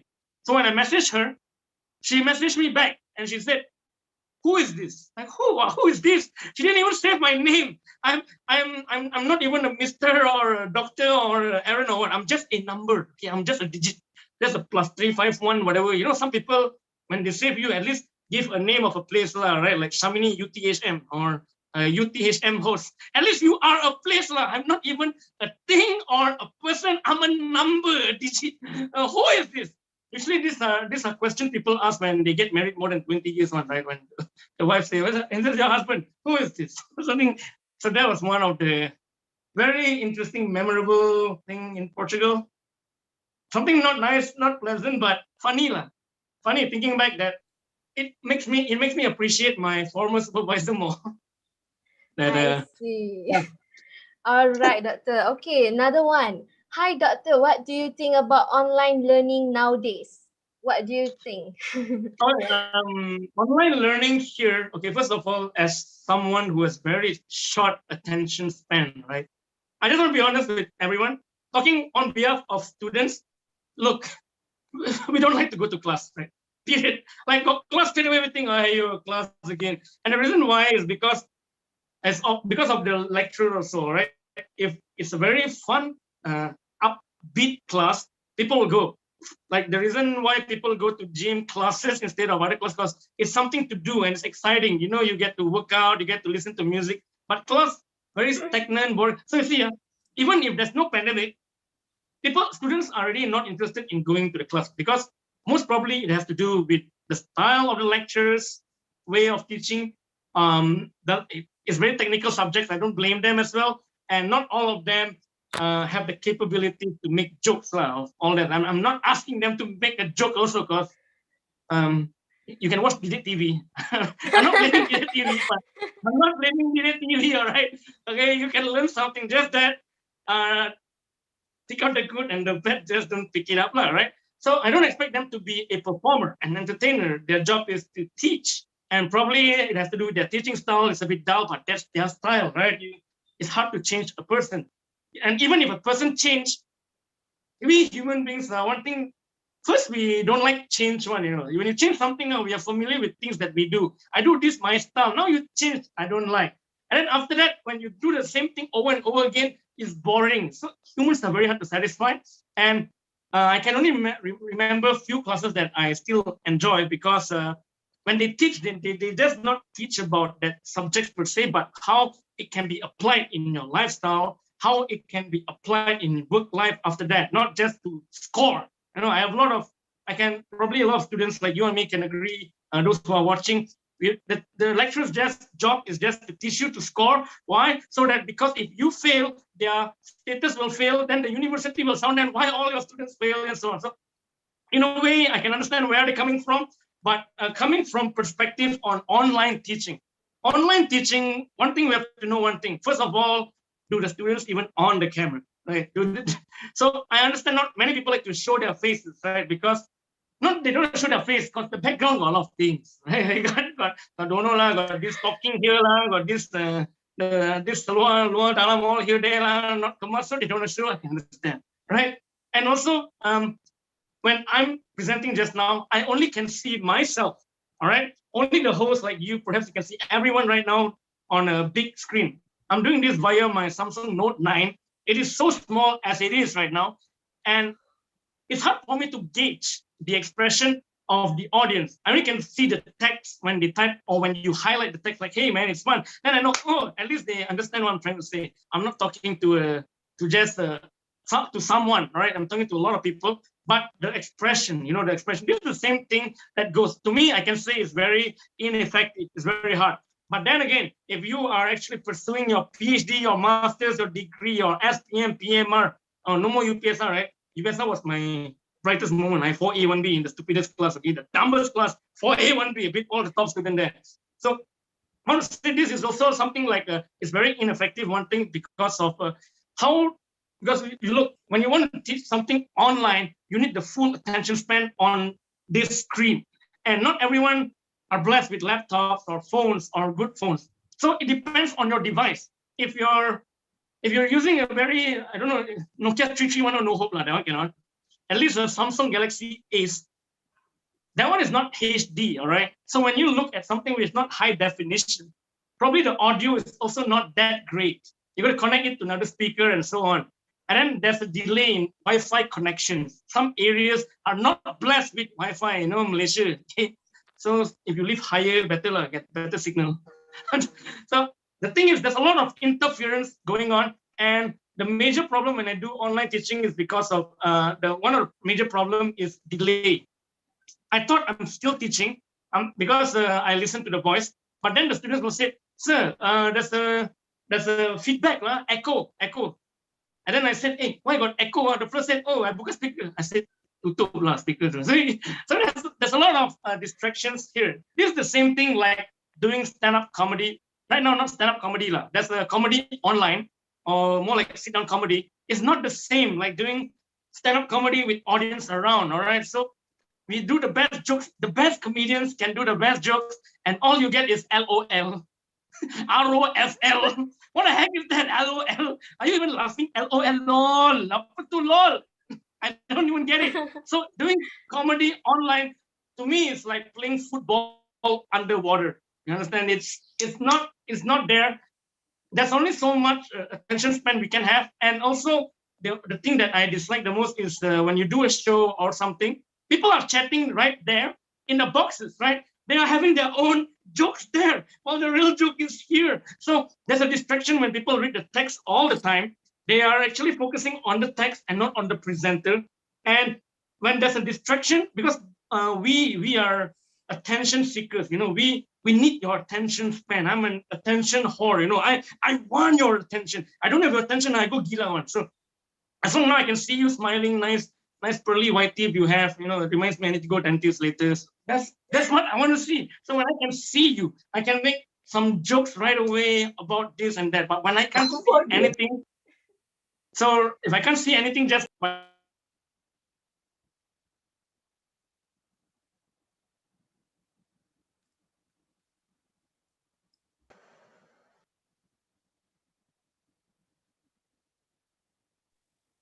yeah, I'm okay. I was muted just now, right? Oh, sorry, doctor. I'm not sure why he does it. Yeah, I'm okay. so sorry for it. Okay, doctor, That's can the we? depression. Yes. Okay, Okay, doctor. Can we have our last question from sure. our viewer from YouTube? Hi, Dr. All right. Aaron. How did you maintain good relationship with your supervisor? Sometimes when we have not so good progress, we don't feel good. We tend to lari away, means run away from the SV. So how do you maintain good relationship with your supervisor? Oh, okay. If you don't know this supervisor of mine, which I still call the boss, because he is the boss. All right, like no nonsense. The first time I met him, that time I right away know he's the boss because I was being my normal self. I think I have to stop this. It's a very bad habit. I like to be jovial, as if I know them, even though they don't know me, right? So I was being my casual self, and then my supervisor, he was looking at me and said, "Hey, Aaron, you like to joke all the time. Next time, your PhD work is also a joke, I know that time, like, okay, this is the guy I cannot like mess around with. He's a no nonsense guy, and he has that capability of being the best supervisor I ever met. He's the one that shaped me. He's the one that sound me. Every year, there's the quote of the year. I will still remember. He's like, Aaron, are you an idiot? 2012, 2013. Why are you still here? 2014, like, don't let me throw this paper in front of your face and so on. And then as the year goes on, you are improving as a PhD candidate when his reply is just, okay, good. Just one word. Everything one word. Okay, it's all good. And he it's not like how I noticed that I need to maintain a good relation with him is he did brought this up once. He did say like it's not. He says like it's not. In order for you to like if you want to get into this aerospace industry and so on, it is not just me you have to get in touch with. You have to get in touch with a lot of people that you meet along the way, probably in conferences or other professors that who would teach you, that you got to stay in touch. And no matter how difficult it is, actually, no need to say how difficult, right? For me, it's like very difficult because he's like a perfectionist. But I don't blame him for all the things he said to me, because why? I self-realized it was the mistakes of my own, right? For not taking my work seriously. So that's why he bamboo me, do everything. So it's not my thing. The result I show is not up to his standards. He will say like, hey, Aaron, usually people get nightmare. I look at your work, I get daymare, daymare. Even daytime got nightmare already. So it's, and a lot of people usually will get angry, right? When people tell you like, hey, you are idiot. Are you this? People get angry. Why? Because they do not take the time to realize that whether the fault is themselves but if someone just non-stop like bully you like toxic bosses, which is a different case, for no reason, you did what you're supposed to do, yet they are still unhappy with you just because they cannot tahan looking at you. Like you are like very annoying in their life existence. So that one, the best thing is to replace a supervisor. I always tell people or students, you have the right to fire your supervisor, right? But this is only a last resort, right? And I really hope that none of you are like that towards if you're already mentoring a student, or for you as a candidate who has a supervisor, if you indeed have a supervisor who is like that, know a way of how to handle it. do not go up front or confront him or her and do that, because look, you are just a candidate getting through the process, while these people are already there, who has the power to do whatever they like, whether they like it or not. And Malaysia like to, hey, you sue me? I sue you. Remember that case? Sue me lah, sue me. Who you think you are? Sue me lah. Remember that case or not? So first, but in a way, it makes sense. Like, it makes sense, even though I don't agree with what the guy said, but it makes sense. Who are you? Who are you? Correct? Like, who are you? Who am I? I'm just Aaron out at the time, trying third year PhD student, an unknown person in UPM. Who am I to sue UPM? UPM. Who will listen to that? So you got to realize that life is unfair, but you can change it.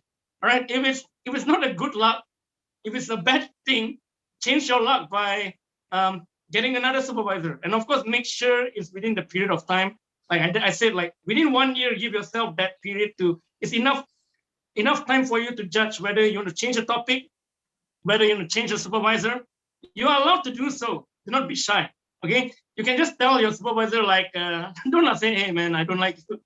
Not like that. Okay, what is this romantic thing? Like, hey, I think just out of respect, I have an interest in another topic with another person, and I feel that I can work better there and prosper there. Perhaps you can allow me to let him be my supervisor instead, and you could be my co-supervisor. I mean, word it in a way that is pleasant to everyone. All right. Do not, like I said, do not like burn bridges, because you're the only one at the losing end. Even though this guy, no matter, or this person, no matter how bad they treat you, and you can burn bridge with that person, or you can probably bring this up with the committee, and I don't know, you can do all sort of things. But let's be realistic. This is a guy that has been working there for all his life, and probably the institute has how's that, like, will back him up more than like you, right? He could just make things up. Like, you're at the losing end, so you got to know where you stand, and of course, what is right or not, you still got to stand for yourself. But that's a way of doing it, because PhD is not so much on your research on your subject, research about yourself, on how to manage other people besides yourself also, which is very, very important. I experienced that firsthand in another country, which I really go like, not only boiling point, blasting point really, like doesn't them too much really never bother me, never ask me about my work. I feel demotivated, and then I have to motivate myself, while my boss here in Malaysia is the one that will demotivate me by telling me I'm an idiot, and I motivate myself up. It's different. It's how you can, because I think by burn bridges with my professor in Portugal, what will happen is not only I will get a bad name, my repo will be done. She can just say, oh, Aaron is a crybaby from Malaysia, do not hire him anywhere. I'm done. My repo is gone, right? And not only my repo is gone, UPM reputation will be gone, because it's a UPM thing, joint memorandum with foreign uni, and we will get if the university in Malaysia get a bad name, Malaysia will get a bad name. It affects everyone. And yeah, you just gotta take time back, chill, think what's the best solution for you. Only you know how to solve your problem, but it takes a lot of thinking and time in the toilet lah. Okay. Okay, thank you so much once more for answering the questions, Doctor, and for the informative presentation. I believe what Dr. Aaron's sharing will be beneficial to our present and future. It was a pleasure to have an excellent panel as you here with us, Doctor. With that, we have come to an end. Before we stop, let's have some of our group photo together. So everyone, please turn on your camera now and ready to be captured anytime from now. Is everyone opening? Yeah.